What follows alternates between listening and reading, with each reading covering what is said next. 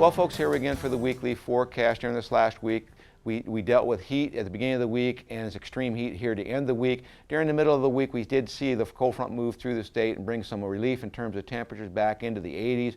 Some thunderstorm activity in portions of north central Nebraska, giving way to scattered thunderstorm activity on Wednesday, Thursday, and Friday across a good portion of the western part of the state. The most concentrated areas in the southwest and the panhandle, and then some isolated thunderstorm activity across northern Nebraska. For the remainder of the state, pretty much high and dry. That has been the trend for the last couple of weeks.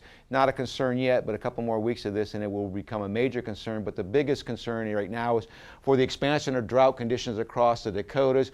Abnormally dry conditions engulf a large area of Minnesota all the way to eastern Montana. Within that region, we have moderate to severe drought conditions across most of the Dakotas, with the most intense of those conditions across northern South Dakota and southern North Dakota.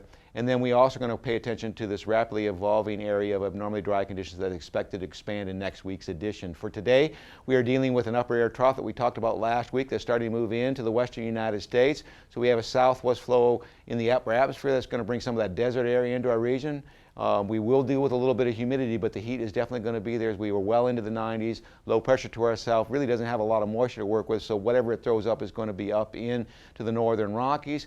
And then as we get into the day Sunday, this low pressure system drops a little bit farther into California. We still keep that southwesterly flow in the atmosphere. We do show low pressure system developing along the front side of the Rocky Mountains, but in terms of precipitation, most of the moisture will be shunted up toward our northeast. And here's that moisture in California that will start to move inland as we go into the day on Monday. That low pressure system in the upper atmosphere will start to move into the northern Rockies. We see low pressure starting to develop across the western portions of Nebraska and up into eastern Montana. Widespread precipitation expected to develop with another area from southern Minnesota all the way through the Great Lakes, and that low pressure system by Tuesday makes its way into western North Dakota. Surface low pressure system will keep the concentrated moisture in the Dakotas. This low pressure system to our south is expected to at least generate some scattered thunderstorm activity across eastern Nebraska. This whole complex may be just a little bit farther too far north in terms of the models. By Wednesday, another trough, this trough starts to move toward the Great Lakes. We get high pressure on the backside, so we'll stay with the cool conditions as we go into the midweek period. Most of the moisture shunts to our east. A little bit of residual moisture may hang around in eastern Nebraska. Then on Thursday, the upper air low flattens out, and that's going to allow systems to move much more rapidly across the nation. But we are also going to see a very cool high pressure system in place.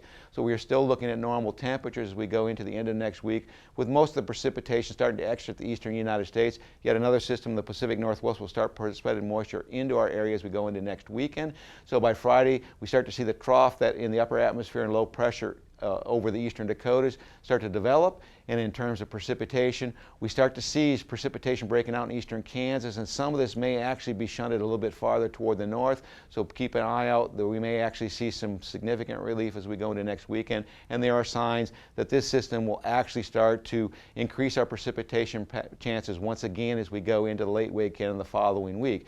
In terms of 8 to 14 day forecast, you can see that the models are keeping the cool air and that troughing pattern in place over the northern plains, which would impact portions of Nebraska.